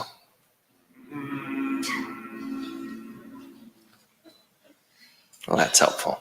Well, Ted Hardy, as your Jabber scribe, I am humming for Praveen, Nicholas Bank, Dmitry Tikhonov, Eric Nygren, and Philip Teasel. Each were hum for inclusion. Thank you. Thank you. So I would say that was louder in favor of inclusion. However, that was the loudest objection that we've heard of the day. But I would still call it rough consensus. I'd say it's 65% in favor.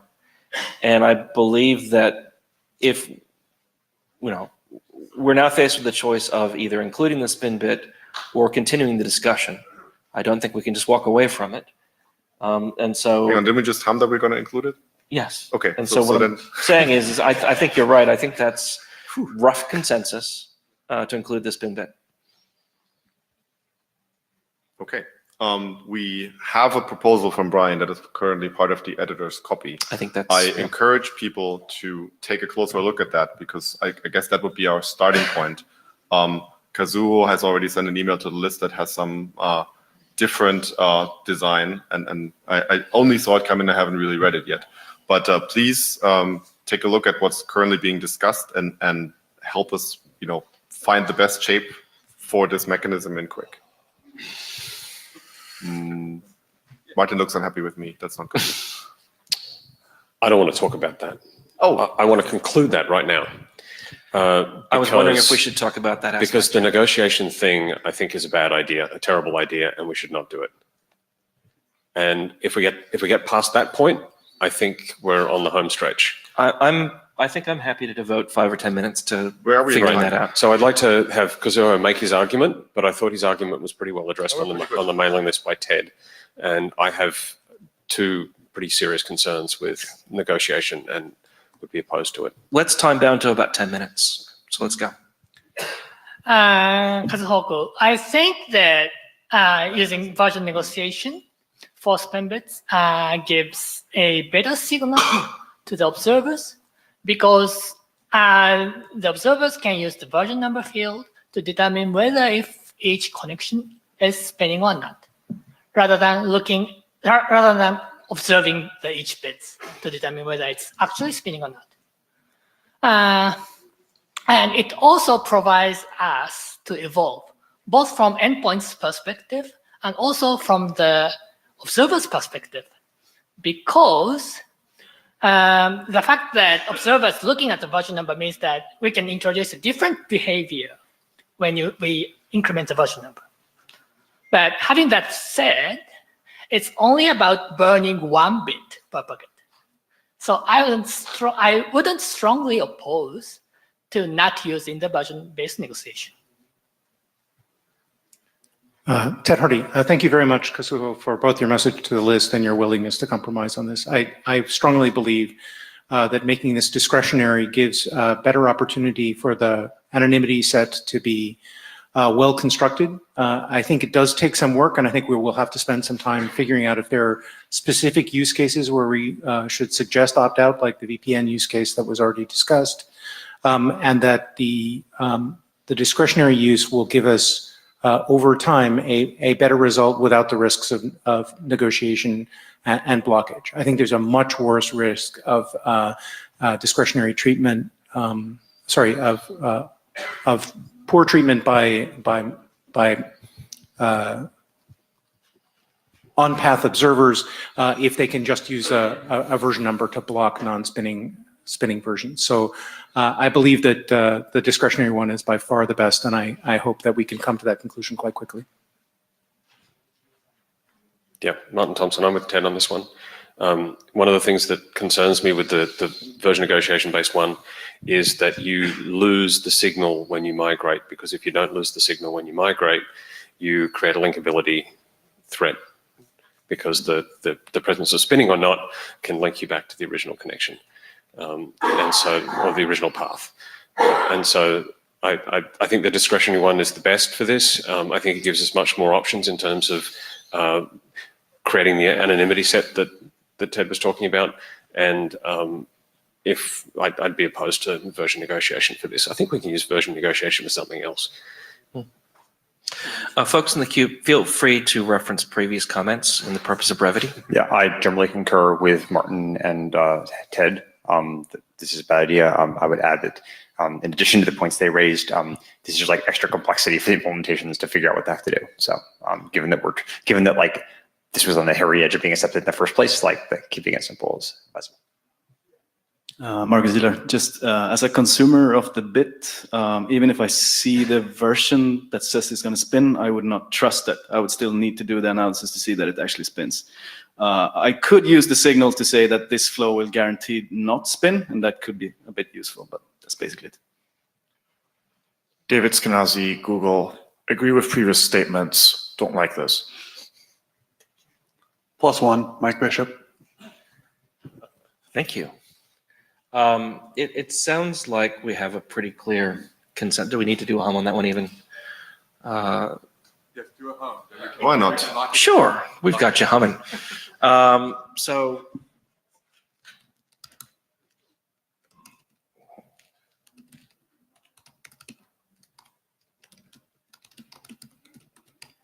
okay.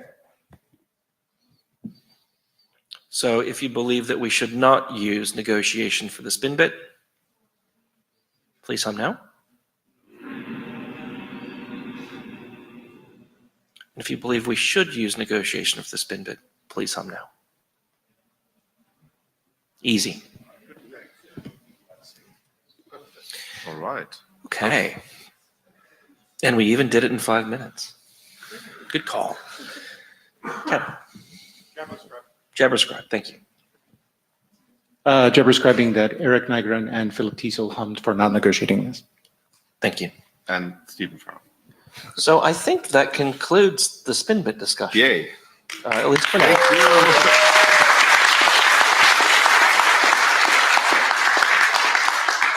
Yeah. No, editing question. Does it mean we are ready to merge the spin bit draft into the transport document, or? I would suggest, so yes, we are. I would suggest we write down the mechanism that we want to, well, I don't care, really. It's editors, do what Martin wants you to do, right? So, yes. So that's what I was telling him to say, that I think this is an editorial discussion, and I don't think we should have it here at the mic. Yes, but expect it soon. Yes. Yeah. Christian Wiedemer. I will probably contribute another PR on the actual determination of when to opt out, because I think that if you take in mind the need to protect people that are accessing a specific server, it drives a very specific pattern of opting out, and we should do that. Okay, we'll have more discussions, I'm sure. Right. So next up is talking about the future. First of all, an advertisement. We have an interim in January in Tokyo. If you haven't registered for that, registration's closing, I believe, in mid-December-ish. Alpha. Oh, yes. Are you still on the spin bid? Yes, still on the Oh, spin dear. bid. First off, to finish up where Marcus started, Danke, ein Bit. And you know that I like to measure things. So we're a lot less than 1 bit per year on measurement. That's a tough one. I think we got to do better with that. Thanks. January interim. You're going to the... Yes. Okay. So if you go to the working group homepage, quickworkinggroup.org. Oh, dear. I don't think I pushed that commit. Sorry. If you go to GitHub. If you go to GitHub. And I will correct this right after the meeting. We have an interim scheduled, and it's been announced in the mailing list for January in Tokyo. And I believe we said that registration would end on 18 December. Please don't register at the last minute. Please register a bit earlier. That would be very helpful. It's at Akamai again. You might remember we had our first interim there, so you know it's a fantastic room and a good location. And we're going to do 2 days of interop and then 2 days of working group meeting. And hopefully we'll be that much closer to getting done. So thank you, Akamai, for hosting, and please register soon. Back to here, talking about our charter and our milestones. Right. So our charter, I'm pulling it up because I can't remember, but I think it promises, the charter promises that we're shipping the quick RFCs to the ISG in November of 2018. That seems unlikely. Sorry, Spencer.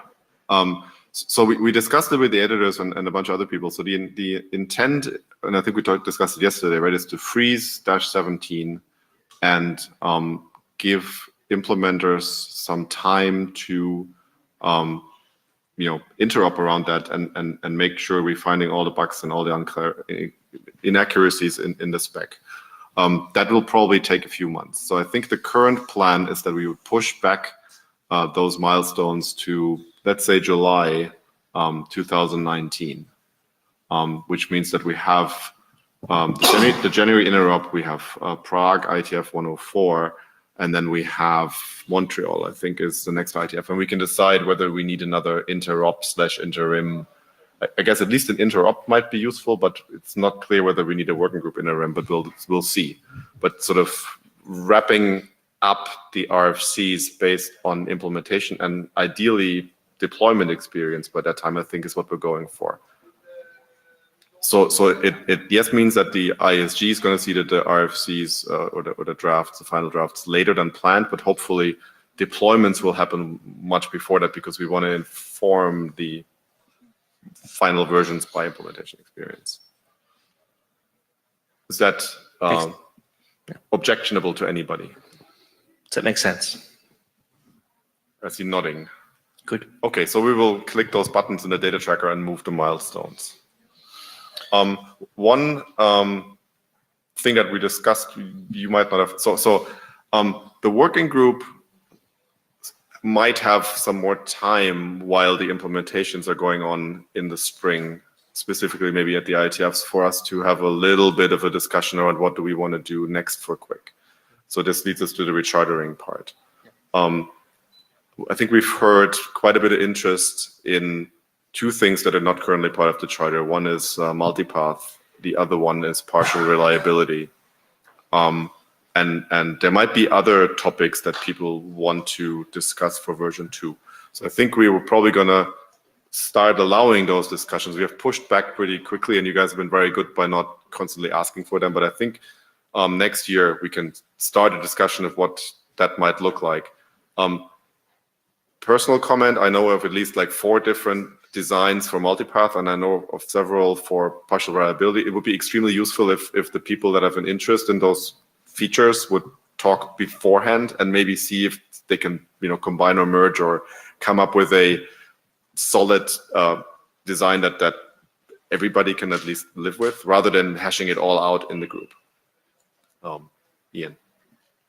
Ian Sweat. I just wanted to clarify something on your last point. Sorry to interrupt. So my hope and intent would be to actually deploy Draft 17 at global scale at Google. Excellent. And that is the intent of Draft 17. Is that correct? That is the intent.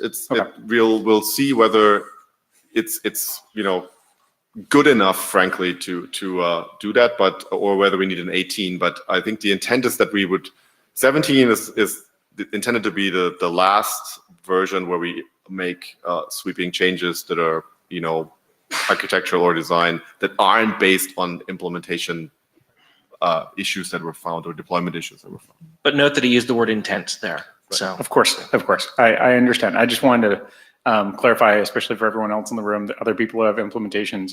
This is certainly what I'm driving towards, and I'd like to see other people moving in that direction. Martin Duke, F5. I'd like to clarify what if we freeze Draft 17, what that implies on this about the status of existing open issues. I mean, some of them are obviously derived from interop problems, and so I assume would remain alive, but would the rest be punted to V2? So we have a couple of different labels that we've been using. We've been using the parked label and the V2 label. The ones that are already labeled V2, I think the sense is yes, they're going to definitely go to V2. The parked ones, I think the current plan is we're going to look at those in Tokyo, and if and in the lead up to Tokyo, and come to decisions about those, knowing that we're trying to lock things down at the same time. If it doesn't have one of those 2 labels, we need to look through them and figure out what the disposition is. Okay, so I presume Draft 17 is coming out before Tokyo. So if anything makes the cut, then there will be a Draft 18 that is actually the freeze version. I would in Tokyo. There's always going to be a Draft 18, yeah. Okay. The diff would hopefully be small. Exactly. So the other completely unrelated, especially on the wire. Okay. So before you go to completely unrelated, Martin got up when you started speaking, so maybe we want to stay on this topic for a while, or. Okay. And in general, part of this discussion should also be what we're going to test interrupt for in Tokyo. Yeah, so I just wanted to answer Martin's question there, which was pretty much what Mark said, but to add to that, I've gone through all of the parked and V2 issues a number of times recently.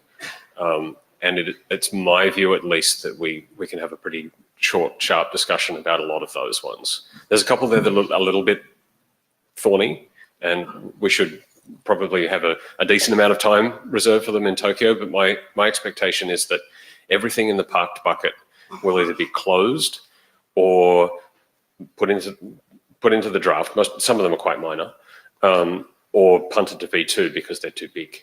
And that should be a relatively easy discussion based on my analysis anyway. People want to talk about this a lot. Raise my hand later. I have some else.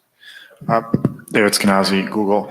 About something else. So I really agree with the goal to have 17 get a lot of deployment experience, and that a lot of these ideas that were parked for later should be pushed back.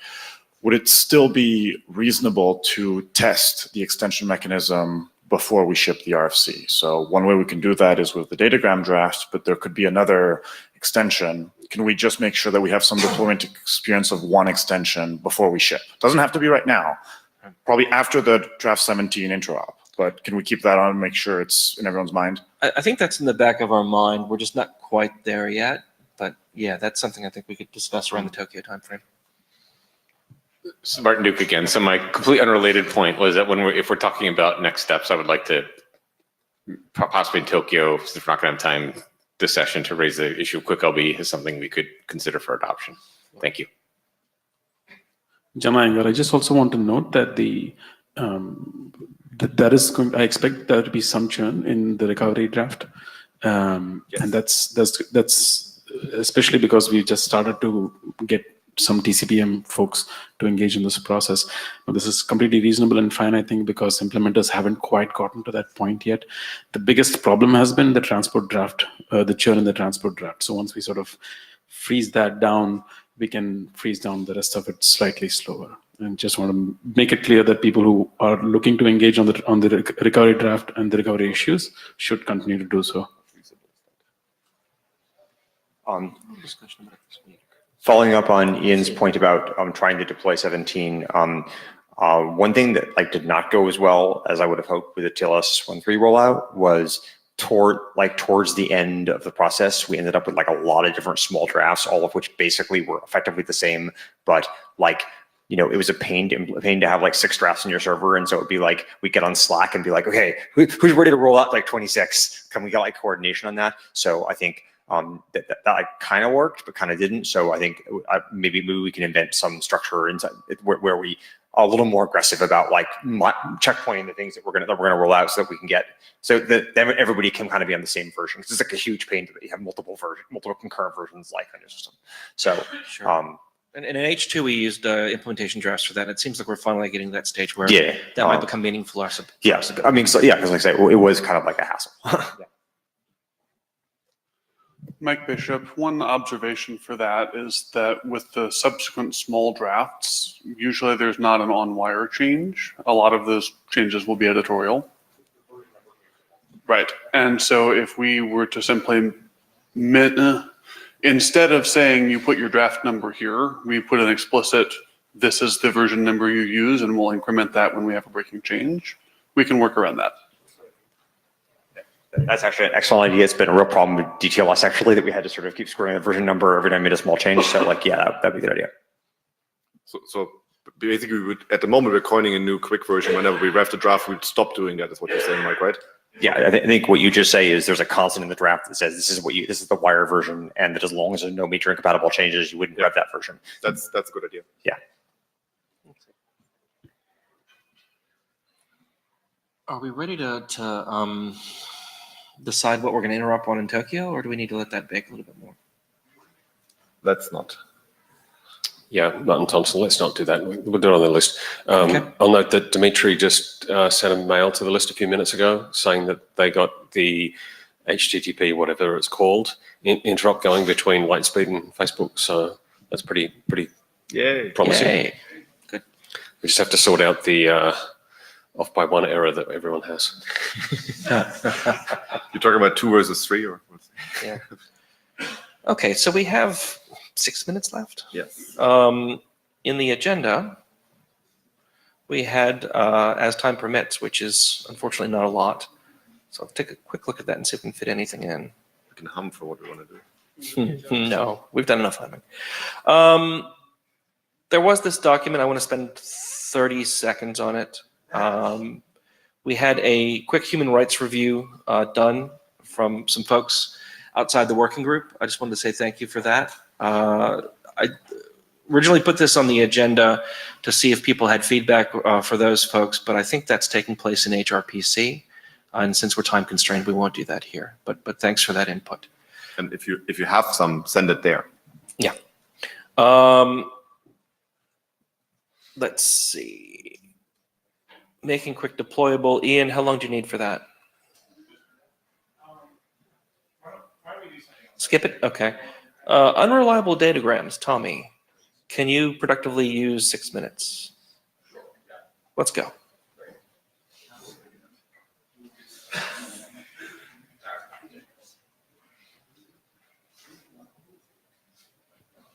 Ten slides, 6 minutes, easy. No, that does not. It does not work. Okay, great. All right, hello everyone. I'm just going to give a quick introduction to our datagram extension proposal. There have been several versions of this proposed. I know that Ian had paper on message mode. I think these are really the same thing. They came out of the same conversations. The goal is to converge them all. So I just want to introduce people to this concept now and some of the discussions we've been having. Next slide. All right, so why do we want unreliable quick frames or partial reliable quick frames? First, there are different application use cases that can take advantage of it. We can go into those details later. Quick also essentially can, through this, provide DTLS equivalent functionality. So anyone who's using DTLS could take advantage of this. And the other benefit that David mentioned earlier is that we have an extension mechanism in Quick, and it seems like we should be able to use it and we should try it out. And this is a fairly simple, low-risk one to add in. Next slide, please. So why would we use Datagram over Quick as opposed to DTLS or something else? Some of the advantages that we've thought about so far are that you can share a single crypto handshake with all of your other streams. So you essentially get this multiplex Datagram channel with a connection you already have. You get to inherit any of the features of our Quick handshake, which may be have more nuances than what DTLS allows you to do around retransmission, around transport parameters. It's not that we can't add those to DTLS. Of course we could, but as we evolve Quick, you get any of those benefits that we're adding to Quick. And it also adds the ability to acknowledge your datagrams, which gives some insight into packet loss properties. It's not perfect, but it's potentially interesting. Next slide. So some of the example use cases, and there can definitely be a lot more than this. Any application that wants both a reliable stream and an unreliable stream between two peers for audio video streaming with control and your actual data frames, or gaming, they could take advantage of this and actually not have to worry about having different states for different connections being blocked. So this simplifies things a lot. It also allows you to get into some VPN style tunneling of IP packets or other datagrams over a quick connection. You want unreliable when you're tunneling so that you don't incur extra layers of recovery. And this also allows you to potentially hide the fact that you're doing a VPN. So there's a whole bunch of things that this opens up. Next slide, please. So the protocol details are pretty simple. These are totally open to negotiate and change. It would be a datagram frame. There are two code points. One is for one that extends all the way to the end of the packet, and one has a length field if you want to have other frames in there. The only other change in the actual protocol is that you add an accepts datagram transport parameter to indicate that you support this feature. Next slide. So there are a couple of design decisions that we've discussed. One is, do we act these datagram frames? This is something new that things like UDP and DTLS don't do. Currently, the draft says, yes, this is an interesting way to gauge loss on the network, with the caveat that, of course, this doesn't guarantee that the peer application actually is processing this datagram. The next one, please.